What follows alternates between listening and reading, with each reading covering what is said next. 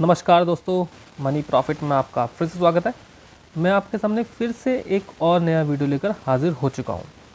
जैसा कि अभी आप जानते हैं कि आज के दिन मार्केट ने बहुत अच्छा काम किया, यानी कि मार्केट आज चढ़ता हुआ हमें नज़र आया।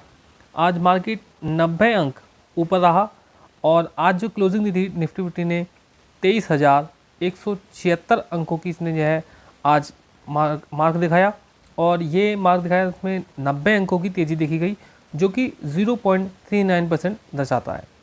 इसके बाद हम बात करें निफ्टी नेक्स्ट 50 के विषय में, तो 63,084 ये आज निफ्टी नेक्स्ट 50 का क्लोजिंग प्राइस था। और मैं बात करूं इसके बारे में, तो इसने आज बहुत भयंकर तेज़ी दिखाई और ये तेज़ी थी 1602 अंकों की तेज़ी थी, जो कि अगर देखा जाए तो 2.61% मानी जाएगी। वहीं निफ्टी मिड कैप सेलेक्ट की बात करूं तो आज इसमें भी तेज़ी का माहौल बना रहा और 12,029 पर आज इसने क्लोजिंग दी और आज इसके अंदर 216 अंकों की तेज़ी देखी गई, जो कि 1.83% की तेज़ी मानी गई। निफ्टी बैंक की बात करें तो निफ्टी बैंक में भी आज तड़ तेज़ी देखी गई और 48,729 पर इसने क्लोजिंग दी और 687.90 अंकों की इसके अंदर तेज़ी देखी गई और ये तेज़ी थी 1.43% की तेज़ी देखी गई थी। निफ्टी फाइनेंशियल सर्विसेज के बारे में बात करें तो 22,722 पर इसने क्लोजिंग दी थी। यहाँ भी तेज़ी का माहौल बना रहा और 321 अंकों की बढ़त के साथ आज ये बंद हुआ और ये तेज़ी देखी गई थी 1.44% की तेज़ी देखी गई थी। आज का निफ्टी फिफ्टी ने जो हाई मारा वो 23,264 का रहा था, जबकि इसका लो रहा था आज का 23,134 का रहा था। अगर मैं बात करूँ निफ्टी फिफ्टी के 50 शेयरों के बारे में, तो उनमें से 34 शेयर आज हरे निशान में दौड़ते हुए हमें नजर आए, जबकि 16 शेयर ऐसे थे जो लाल निशान में नीचे कुएं में घुसते हुए नजर आए।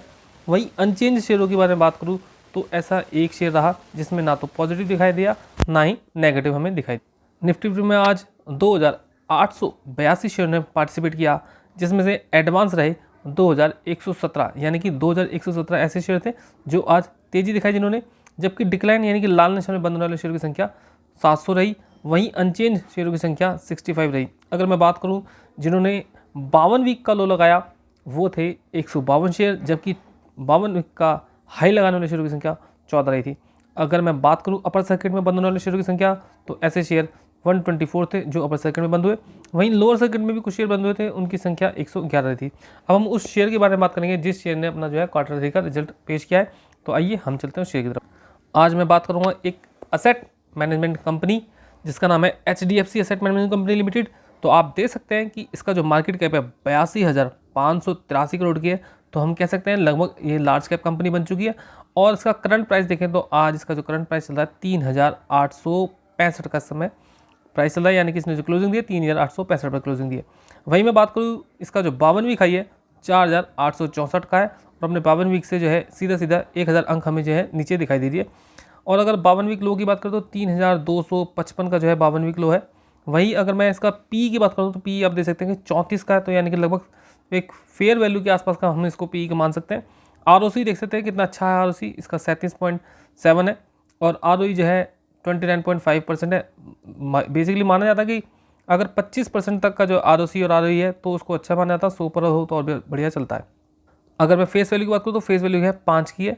और डिविडेंड की बात करूँ तो कंपनी अच्छा खासा डिविडेंड देती है, 1.81% का डिविडेंड अपने निवेशकों को देती है। कंपनी के बारे में बात करें तो कंपनी अपने 50 दिन के DMA और 200 दिन के DMA से समय नीचे ट्रेड कर रहा है, लेकिन आप देख सकते हैं कि कंपनी के अंदर जो है वॉल्यूम हमें उठते हुए नज़र आ रहे हैं।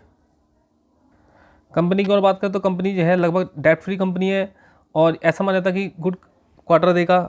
ROE ट्रैक अच्छा है 3 साल का और company has been maintaining healthy dividend, तो यानी कि जो डिविडेंड है वो भी अच्छा खासी जो अपने निवेशकों को ये प्रदान करती है। देखो कंपनी का क्या है, कंपनी ऊपर नीचे तो चलती रहती है, लेकिन जो कंपनी की असली कहानी पर लगती है उसके क्वार्टर 3 के रिजल्ट, मतलब क्वार्टरली रिजल्ट के विषय में को देखकर पता लगती है। वहीं इसकी सेल्स को देखकर पता लगता है कि कंपनी कैसी है, अच्छी है कंपनी। देखो कंपनी अगर ग्रोथ कर रही होगी तो उसकी सेल्स क्या होगी, लगातार हमें बढ़ती हुई नज़र आएगी, तो अच्छी कंपनी मानी जाती है अगर सेल्स लगातार बढ़ रही है तो जैसा कि हम देख सकते हैं कंपनी का सेल्स देख सकते हैं आप, इस क्वार्टर में 934 करोड़ की सेल हुई थी, पिछले क्वार्टर में 887 करोड़ की हुई थी उससे पिछले क्वार्टर में 775 की थी, उससे पिछले क्वार्टर में 695, फिर 671, फिर 643, 575, 541। तो लगातार हमें जो है क्वार्टरली सेल होते हुए कंपनी की नज़र आ रही है। अब कंपनी की लगातार सेल्स बढ़ती जा रही है तो कहना पड़ेगा कि कंपनी में कुछ दम है। अगर हम एक्सपेंसेस की बात करें तो एक्सपेंसेस हमें भी दिखाई दे रहा है। तो देखो, जब कंपनी कुछ कमाएगी तो उसके लिए कुछ एक्सपेंस तो करना पड़ेगा, क्योंकि बिना एक्सपेंस किए जो है कंपनी को प्रॉफिट नहीं मिलता। कोई भी व्यक्ति हो, किसी भी का काम करो, उसको खर्चा करना पड़ता है, तभी जाके उसका जो है प्रॉफिट बनता है। तो ऑपरेटिंग प्रॉफिट देख सकते हैं कि जो ऑपरेटिंग प्रॉफिट है किस प्रकार से हमें बढ़ता हुआ नजर आ रहा है।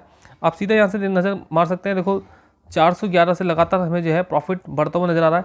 इस क्वार्टर में जो है 764 करोड़ का प्रॉफिट, पिछले क्वार्टर में 704 4 करोड़ का प्रॉफिट, उससे पिछले क्वार्टर में 595 करोड़ का, उससे पिछले क्वार्टर में 539, फिर 511, 482, 429, 411।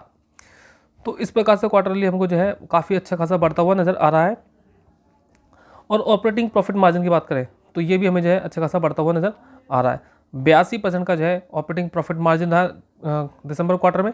और मैं बात करूँ प्रॉफिट बिफोर टैक्स, तो आप देख सकते हैं 840 करोड़ का था प्रॉफिट बिफोर टैक्स। पिछले क्वार्टर में थोड़ा 859 का था, हालांकि हमें गिरता हुआ नजर आया, लेकिन जो है ऐसा कुछ बात नहीं है कि जो है कंपनी खराब हो जाएगी। अगर मैं नेट प्रॉफिट की बात करूँ तो वहीं अगर नेट प्रॉफिट आप देखते हैं तो कितना बढ़िया नेट प्रॉफिट हमें इस समय इस क्वार्टर में देखने को मिला है। 641 करोड़ का जो है नेट प्रॉफिट दिखाई दे रहा है, वहीं ये 577 करोड़ का था पिछले क्वार्टर में। अगर मैं बात करूँ तो ईपीएस की, तो ईपीएस में हमें जो है अच्छा खासा बढ़ता हुआ नजर आ रहा है 30.01, यानी कि ईपीएस में हमें बढ़ती नजर आ रही है, जो कि पिछले क्वार्टर में 27.01 थी। तो कंपनी ने क्वार्टर दिया अपना अच्छा खासा क्वार्टर दिया। और कंपनी की जो है यहाँ पे आप देख सकते हैं ईयरली सेल देख सकते हैं, तो ईयरली सेल भी हमें जो है काफ़ी अच्छी बढ़ती नजर आ रही है।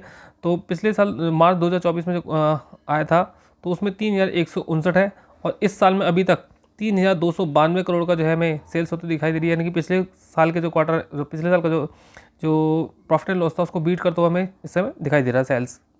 और कहूँ तो पिछले साल का जो प्रॉफिट था वो भी हमें बीट होता हुआ दिखाई दे रहा है।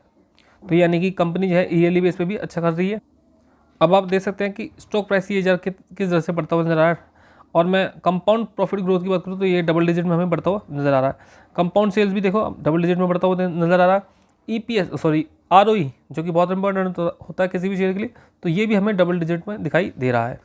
इसके बाद किसी भी कंपनी के बारे में जब हम बैलेंस शीट को देखते हैं तो वहाँ पर हमें शेयर होल्डिंग पैटर्न को देखने की जरूरत पड़ती है, क्योंकि अगर कंपनी के जो प्रमोटर है उनकी जो लगातार अगर अपने जो होल्डिंग है उसको कम करते हुए नज़र दिखाई दे, और कह सकते हैं अगर पब्लिक बढ़ती हुई हमें दिखाई दे, तो ऐसे में हमें थोड़ा कोशिश होने की आवश्यकता होती है। लेकिन आप यहाँ देख सकते हैं कि प्रमोटर है, प्रमोटर के पास होल्डिंग जो है काफ़ी अच्छी बनी हुई है। ऐसा नहीं कि कंपनी का जो 50% से नीचे है, लेकिन 50% से ऊपर कंपनी जो है बनी है। कहीं कहीं हम देखते हैं कि कंपनी के जो प्रमोटर होते हैं उनके पास होल्डिंग है 35% वगैरह भी होती है, लेकिन वहाँ पे जो FII है और DI है वो भी बड़ी मात्रा में शामिल होते हैं, जो कंपनी को जो संभाल के रखते हैं। अगर मैं बात करूँ FII DI की, तो आप देख सकते हैं FII DI यहाँ भी अच्छी खासी मात्रा में बने हुए हैं। FII देख सकते हैं 21.32% के बने हुए हैं, जबकि जो DI है वो 17.04 है। DI ने अपने माल को क्या करा है, बढ़ाया, यानी कि अपने जो होल्ड है उसको DI ने बढ़ाया है। वहीं मैं बात करूँ पब्लिक के पास, तो पब्लिक ने भी अपनी होल्डिंग को थोड़ा सा बढ़ाया है, लेकिन जो प्रमोटर है, प्रमोटर ने अपनी जो होल्डिंग है उसको थोड़ा सा कम किया है। पहले 52.51% का था, यहाँ 52.48% का है। तो यानी कि बहुत कम कंपनी जो है, बहुत कम प्रमोटर्स है जिन्होंने अपने माल को जो है कम किया है। और FI की बात करूँ तो FI ने भी अपने माल को थोड़ा कम किया है, लेकिन कंपनी बहुत अच्छी है। तो आप लोगों को मैं आशा करता हूँ कि कंपनी का जो मैं आपको बैलेंस शीट दिखा रहा हूँ या फिर क्वार्टर थ्री का रिजल्ट दिखा रहा हूँ आपको अच्छा खासा समझ में आ रहा होगा। तो आशा करता हूँ आपको वीडियो पसंद आएगा। प्लीज़ चैनल को सब्सक्राइब कीजिए, वीडियो को जरूर लाइक कीजिए और अपने दोस्तों के साथ शेयर भी कीजिए। और अगर आप पर्टिकुलर शेयर में इन्वेस्टमेंट करना चाहते हैं तो अपने आर्थिक सलाहकार से जरूर बात कीजिएगा।